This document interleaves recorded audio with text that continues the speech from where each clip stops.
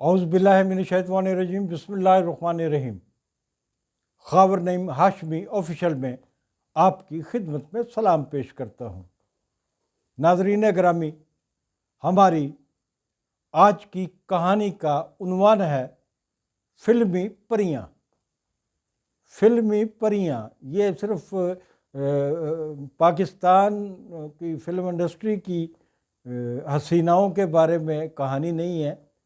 कहानी तो एक एक्ट्रेस की ही होगी, लेकिन इसका इतलाक़ दुनिया भर की फ़िल्म एक्ट्रेसों पर हो सकता है। मुमकिन है कि जो कहानी मैं आपको सुना रहा हूँ वो कहानी सैकड़ों हज़ारों की तादाद में दुनिया भर में जो फिल्म इंडस्ट्रियाँ हैं वहाँ पर मौजूद हो।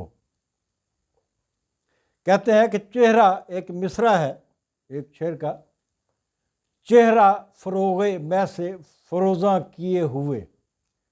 चेहरा फ़रोग़े मैं से फ़रोज़ां किए हुए, इसका मतलब ये होता है कि बहुत ज़्यादा ड्रिंक करके जिन लोगों के चेहरे सुर्ख हो जाते हैं और ख़ूबसूरत नज़र आने लग जाते हैं, तो उन पर शायर ने कहा है कि कुछ सुर्ख व सफ़ेद और ख़ूबसूरत चेहरे ऐसे भी होते हैं जो शराब पीकर खूबसूरत किए जाते हैं।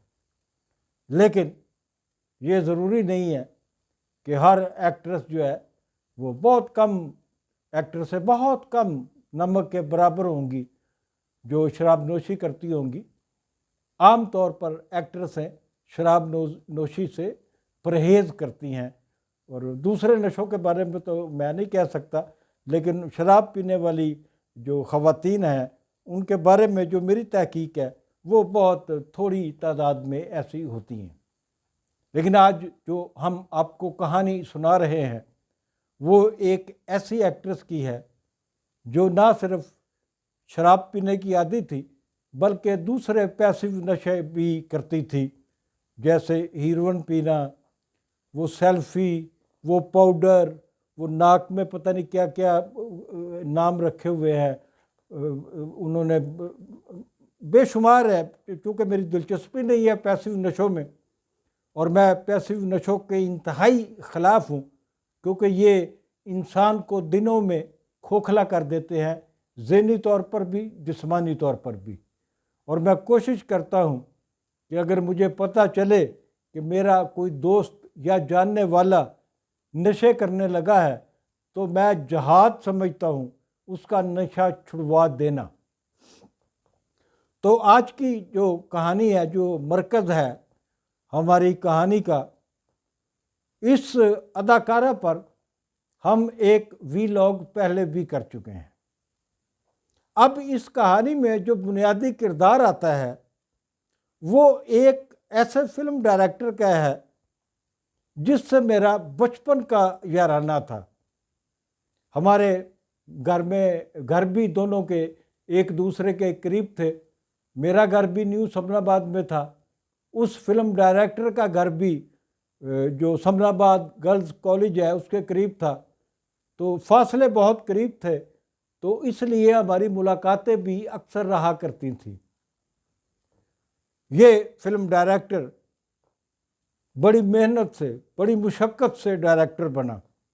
बुनियादी तौर पर यह फिल्म एक्टर बनना चाहता था, फिर इसे एक बहुत बड़े डायरेक्टर का असिस्टेंट होने का एजाज़ हासिल हुआ।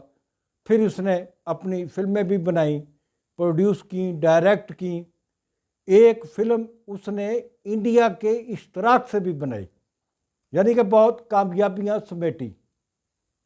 लेकिन ये डायरेक्टर भी औरतों को देखकर लट्टू हो जाता था।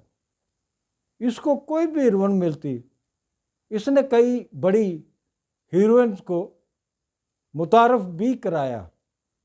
इसने कई मिडिल क्लास की हीरोइंस को ऊपर की सतह तक भी पहुंचाया, तरक्की की मनाज़िल भी तय कराई।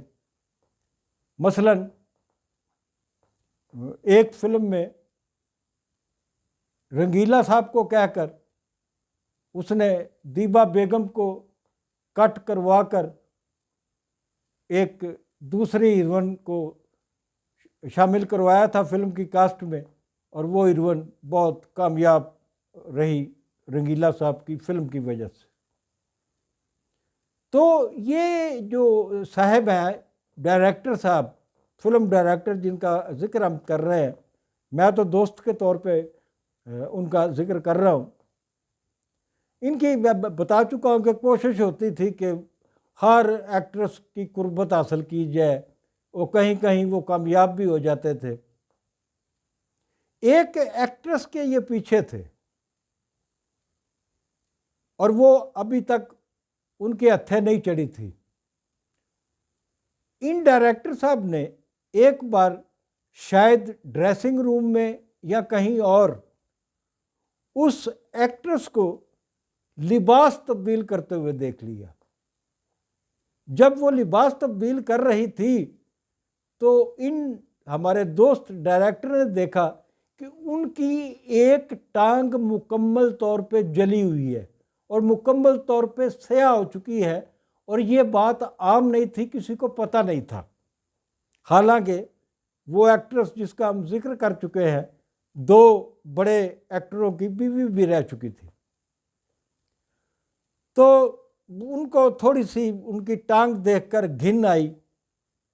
फिर एक वक्त ऐसा आया कि वो डायरेक्टर साहब एक फिल्म डायरेक्ट कर रहे थे और उन्हें ये जिस एक्ट्रेस का हम जिक्र कर रहे हैं उस एक्ट्रेस को भी कास्ट में शामिल किया गया था। इन्हें बैरून मुल्क शूटिंग के लिए जाना पड़ा, तो फिल्म का प्रोड्यूसर भी साथ था।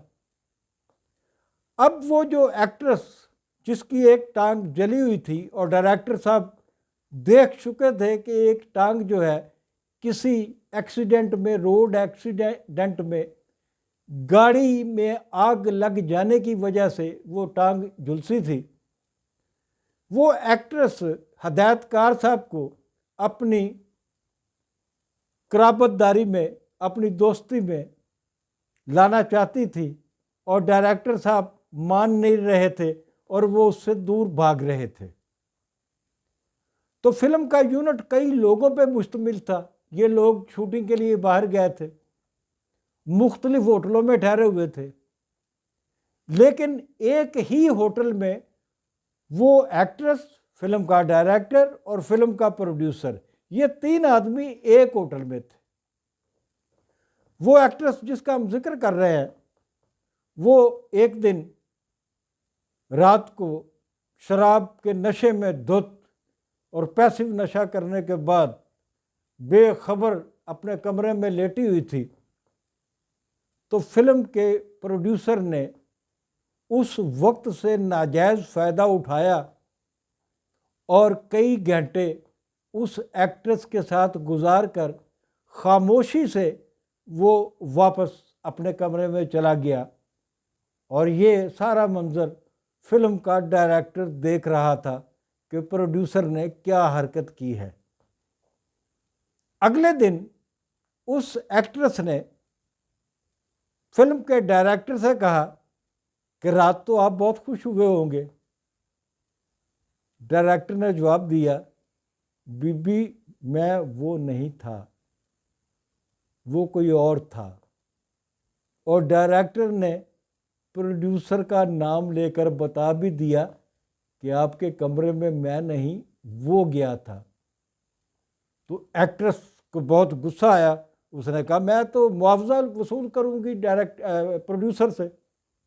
उसने प्रोड्यूसर से 2 लाख रुपए की डिमांड की कि आपने बिला इजाज़त रात मेरे कमरे में गुजारी है, और प्रोड्यूसर को वो 2 लाख रुपए अदा करना पड़े थे। ये थी आज की कहानी। जाते जाते आपसे गुजारिश है, खबर नईम हाशमी ऑफिशियल को सब्सक्राइब करें और घंटी का बटन ज़रूर दबाएं। शुक्रिया, बहुत शुक्रिया।